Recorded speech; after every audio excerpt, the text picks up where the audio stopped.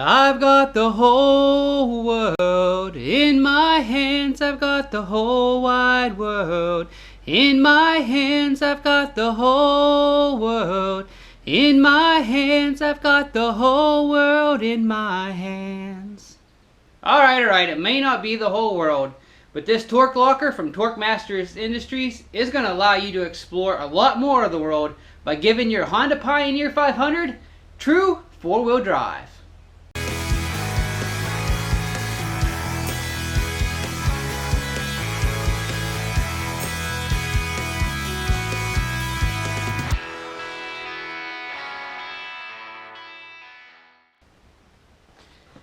Alright guys, I got my work clothes on today and I'm really excited to have these on because, as you already know from the intro to this video, today I am installing the Torq locker from Torq Industries into my Honda Pioneer 500, and this little guy right here is going to give me true four-wheel drive. No more of that one-wheel spin on the front. This guy's going to solve that problem. Now, installing something like this may seem a little intimidating at first, because you basically got to tear your whole front end apart. You got to tear the differential out and tear it apart to install this. But I'm going to show you guys here today that this is truly something that a do-it-yourselfer can do 100%. It doesn't take any special fancy tools or anything. It just takes a little bit of time, a good set of wrenches, and you can have this guy installed in no time. Now, the design of this is really very simple. There is only four main components to this, as you can see, and then two little springs that go in this indentation right here, and those springs keep this somewhat separated and have a key function in how this thing works. See, this isn't per se an automatic locker. It doesn't lock and unlock in a traditional sense. When you're in four-wheel drive, this thing is locked 100% of the time. However, where this has a big advantage over something like a spool is that with those springs that go in here, allowing this center to move a little bit, whenever one side or the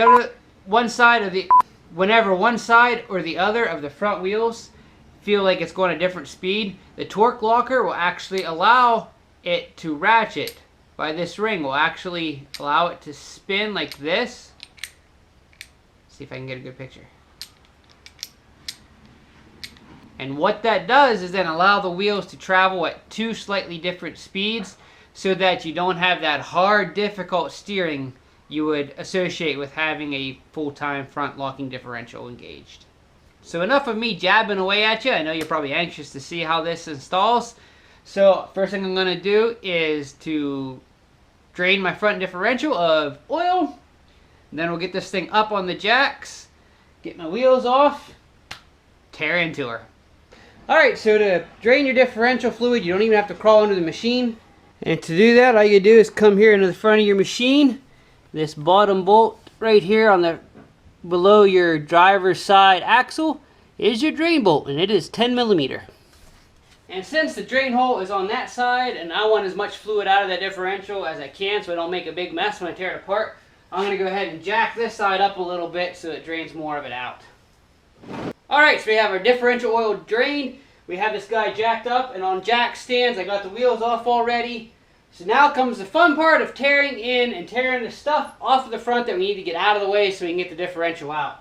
So obviously we have to pull the axles out from the differential to get it out of there, which means we're going to have to unbolt our shock. We've got to take our A-arms off, which these are all 17mm bolts. You want to take our tie rod off, which is a 17mm bolt, and we'll probably just pull our brake caliper off too so we can tuck it away off to the side and not have to unhook our lines and lose all our brake fluid. So, let's get to work.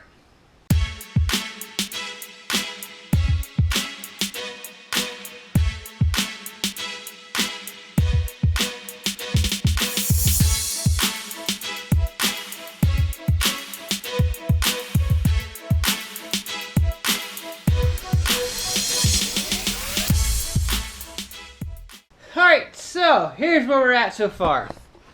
I got the shock off. I got my brake caliper pulled off and just set up here Don't forget you do have these little bolts here, 10 millimeter, that you'll have to unbolt that hold your brake line fast. Tie rod's off. These bolts are all loose from my A-arms, so now I just have to pull them, and I'm hoping that everything will work okay, that I'll be able to leave the steering hub on my A-arms, and I can just pull this wholesale and be able to pull the axle out of the differential. But we'll see how she goes. There is going to be a little bit of weight to this. Not too bad. So we'll see if I can pull it all out like that, or if I'm going to have to tear it down farther so I can just get a good hold of the axle and pull it. But we'll find out here soon. It'll either work epically or it'll fail epically. Here we go. I'll leave my top, or I'm going to leave my bottom bolts in. Pull my top rings out. Drop them in the skid plate, of course, where I can't hardly get back in there to reach.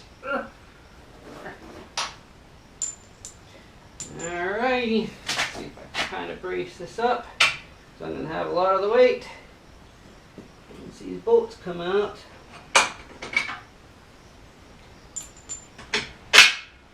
Alright. Get a good hold. This thing's loose. There she is.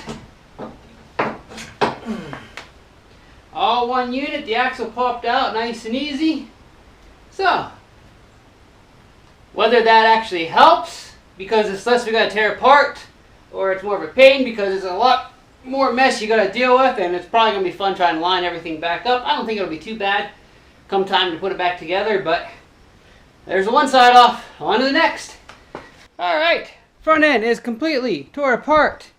Pile number one, pile number two. Now you may be asking, why in the world did I go through all the hassle of actually unhooking the A-arms and everything when I could have just taken two bolts out here from my ball joints and just pulled the hub, left the A-arms there?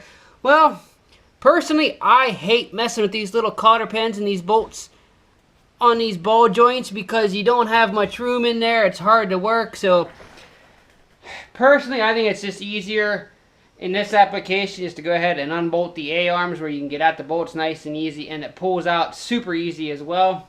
So that's the way I did it. You don't have to do it that way. You can leave your A-arms on and just unhook your steering knuckle. I mean, that's entirely up to you. But now we need to get to where we can get at this a little better. So I'm going to pull this whole front panel off here. Now luckily, all that consists of is 1, 2 bolts and 2 on the other side. I'll have to unhook my power cables from my winch, and then this whole thing should come off wholesale. And these are all 14 millimeter bolts as well. It's nice Honda to keep all the bolts the same size, so you don't have to worry about switching back and forth between a bunch of different sockets.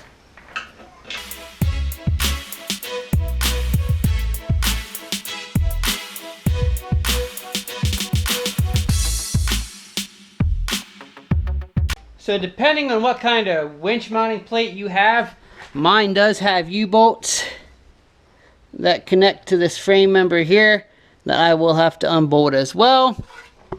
Still not too big of a deal, especially with this little guy. Oh, that I can't get in there. Wah, wah, wah. Oh well, do it by hand. Give me a little arm, a little workout.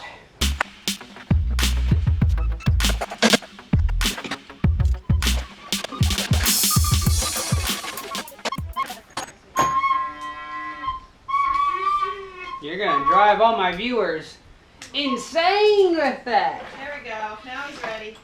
Alright, so I ran into my first complication of the project. Nothing major. But the winch mount that I have on here is keeping me from getting this bolt out.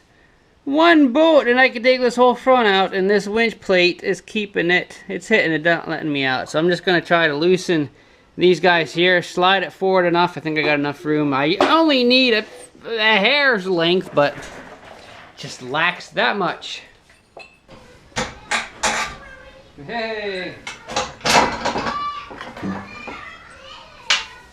Yeah, there are bolts here on the bottom too. I didn't see. Okay, let's.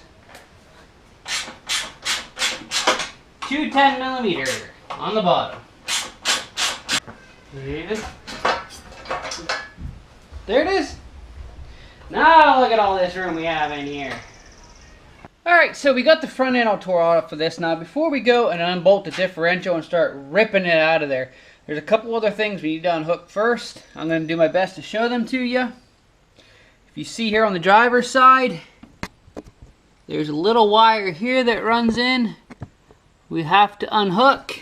But I believe all this is the sensor that lights up the light in the dash to let you know you're in four-wheel drive. Again, I could be mistaken, but I'm fairly sure that's what this is.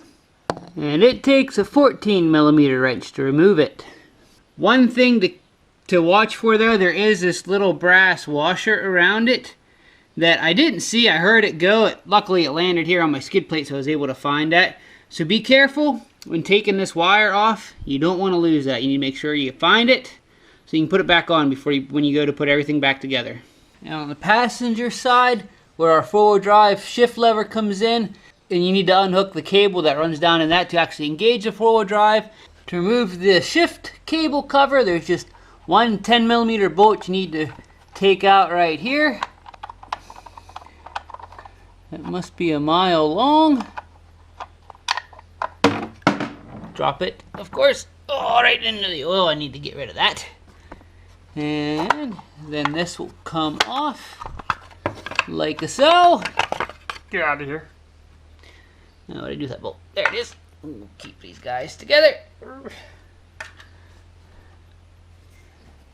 And then it's just a matter of undoing your pin, releasing your cable. Don't forget to take off your differential vent, which you've already made sure to extend up nice and high, right? Now one thing to note is when you pull the differential, you're pretty much going to have to pull the whole front drive shaft as well. If you look here, it runs back, and before it goes into the machine here, it goes into this sleeve. So there's this boot that kind of makes a seal over that. I went ahead and kind of pulled it loose, pulled it out of the groove that it sets in. Don't know if that would affect pulling it apart or not, but I thought every little bit might help a little bit. So I went ahead and released that boot from the little groove it sets in. Alright guys, I think that is everything we need to unhook in order to take the differential out. So now we just have a matter of 3 bolts. 2 bolts here that bolt the mounting bracket fast to the frame. And this 1 bolt here that runs through the top of the differential. We pull those 3 bolts, and then we should be able to take this differential and just pull her straight out the front. And as with most of the other bolts in this project so far, these bolts are 14mm. Now this guy here at the top looks to be bigger. I bet you it's 17, which I have right here. Let's check. It is. The one here on the top back is 17mm. I have no idea how I managed to keep from getting any fingers on that, but I didn't. Alright. And then she just pulls out drive shaft and all. I guess I do have my workbench back here, but it's kind of covered in zippy parts right now. So, use my space heater, that'll work. Don't forget, this is the hillbilly garage after all. We do what we need to do to get stuff done. Alright, now that we've got our differential on the quote unquote workbench, we'll go ahead and take this front mounting bracket off.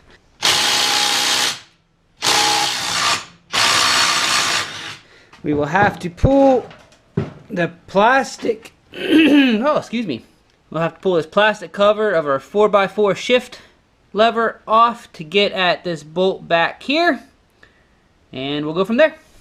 Pop these off real quick.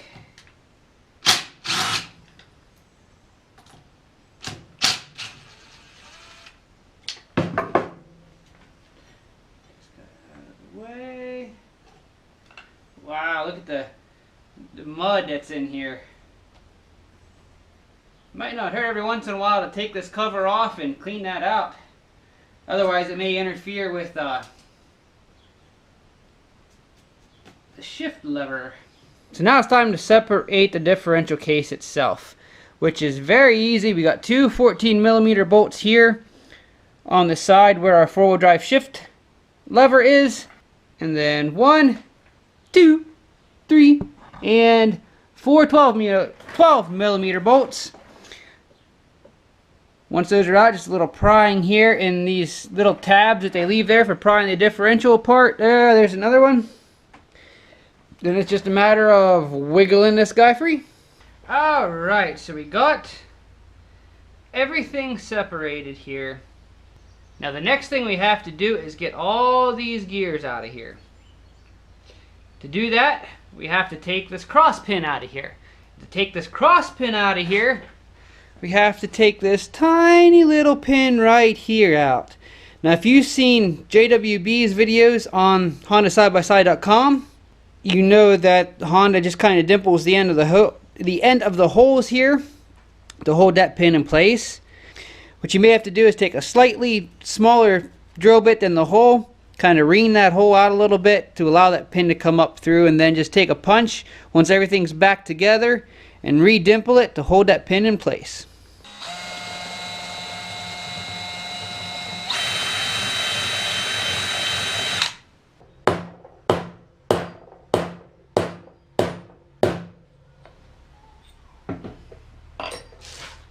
This is probably the hardest aspect of this whole install, is getting this little retaining pin out of here.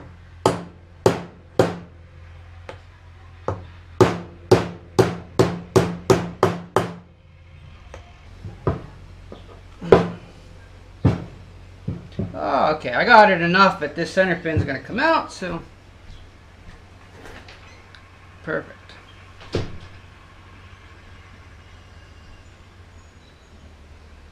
There's our center pin, turner, and there's all our old gears that we will no longer need.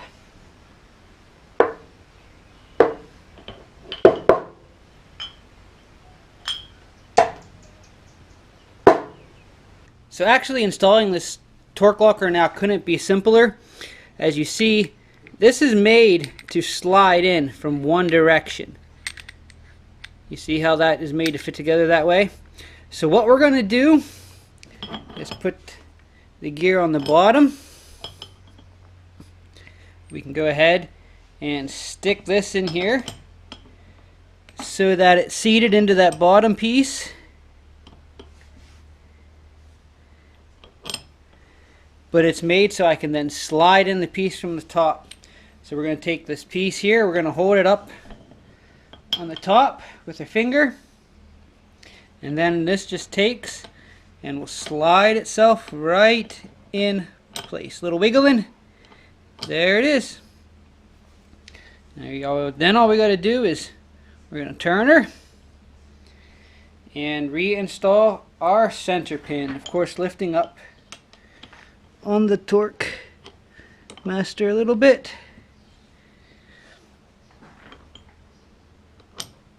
Make sure everything's in place. Lift this up, do a little wiggle woggle until you get her slid through. See if our pin is lining up. Some little taps. Make sure that's seated in there nice and good. And now all that's left is two little springs that we'll install. Push her most of the way in by hand. And I'm just going to take a small pin punch here. Make sure that's in the whole way. That's in the whole way. Same to the other side. That's in. That's in. And guys, that is all there is to installing that locker. So now maybe you can see a little better how this is designed to work. With these springs in the middle keeping the center spread apart, if ever you get into where one wheel is wanting to spin faster than the other, it would actually allow these center pieces to compress and allow these to ratchet on these upper gears. So now that that's all together, it's just a matter of reversing everything we just did to throw this stuff back together. And one thing you want to do as we're putting things back together is your little rubber boots here that your axles will go up against when they slide. Go ahead and take the time to clean these out. Mine, as you can still see some mud in there. were pretty dirty, so I'm going to go ahead and clean it out before I put everything back together, so we don't ever get any dirt working its way inside our differential. And one more tip for you guys as you're putting this back together. When you go to slide your axle into the sleeve here, there is a spring inside here. You want to make sure that spring is in there. It'll line up with the end of this and will go in here. So make sure that that hasn't fallen out when you pull this all apart. Alright, differential's back in, bolted down. All my four-wheel drive control cables on the other side are hooked up. My little sensor here, whatever that's for, is all hooked up. So I think before I go ahead and put anything else back together, while this is all nice and open, I can get at it easy. I'm going to go ahead and put my gear oil in there. I use synthetic 75W140. It's a little heavier weight than what the book calls for, but as noisy as these differentials are, most people, if you ask them what they're running at least a 75W140. It just helps to quiet the gears down. And I, again, have over 1,000 miles with using this, and it's been nice. It quieted the gear chatter inside the differentials quite a bit. So the nice thing with everything apart like this is I can get in here pretty easy to fill this. Your fill plug's a 17mm. It's right here in the front, easy to see and find. Now if per se you forget to fill this and put everything back together, then one of these little hand pumps here is a lifesaver. This just fits right into your bottle, screws on the top, and then you can get the hose in from out here and just pump it by hand. I love these little things. They're cheap. If you don't have one, go ahead and pick one up, because you'd be surprised the uses for it and how much nicer it does make, especially for differentials, changing your fluid. But since I can get in here easy, I don't need to use that, because I can get right in here like this. I believe the book says this takes 7 point something ounces or something, but basically all you're doing is you're filling until you get to the top of the hole. So fill her till it starts coming out and you should be good. Just don't really force it in there, or else it's going to squirt out. You got to kind of take your time, because there's gear there's a big gear here right inside this. If you try to force the gear oil in there too fast, it'll just get caught up in the gear and run out. You'll think you're full when you're far from it. Alright guys, so I got the Torq locker all installed, machines put back together. It may seem like a daunting and a scary task to rip the differential out of your Pioneer 500, but trust me, it is not that bad of a job. Overall, it took me just a little over 4 hours to completely disassemble, throw in the Torq locker, and reassemble, so it's really not that bad at all. Now before I lower this on the jack, here's how the Torq locker works. It basically ties your two front wheels together. As you can see here, I spin the one side, the other side spins. However, if at any point the one side gets a little more resistance or needs to spin a little faster, I don't know if you guys can hear that, but that is the Torq locker ratcheting. So what that's going to allow you to do is, if you're in four-wheel drive and go to turn, the inside wheel of the turn is going to be able to spin faster than the outside, which means it's not going to put your steering in a bind and make steering difficult, especially for those of you that don't have power steering. So it really is a slick design. I can't wait to hit the trail to see how it handles. Can't wait to hit the mud holes to see how it bores its way through. So if you haven't subscribed to my channel, make sure you do so before you click off of this video. And don't forget to hit the little notification bell there beside the subscribe button above the description, or else you may miss out on an upload. I just want to take this time to thank Torq Masters Industry for finally stepping up where other aftermarket companies have it, and finally starting to show a little love, a little support for the Pioneer 500. I think this Torq locker is going to be a game changer for this guy. So if you want more information on the Torq locker, then make sure you head over to torqmasters.com. I'll leave a link in my description below. And right now, I'm going to hit the trail. So until next time, keep on riding. Appalachian Mountain Riders is brought to you in part by the following. The Honda Side-by-Side Club, because who knows the machines better than the owners that use them every day. Walker Evans Racing. When the path requires more than just ordinary, head on over to walkerevansracing.com. Torq locker. from Torq Masters Industries. When you want to explore the unexplored, head on over to torqmasters.com. And by my gracious supporters on Patreon.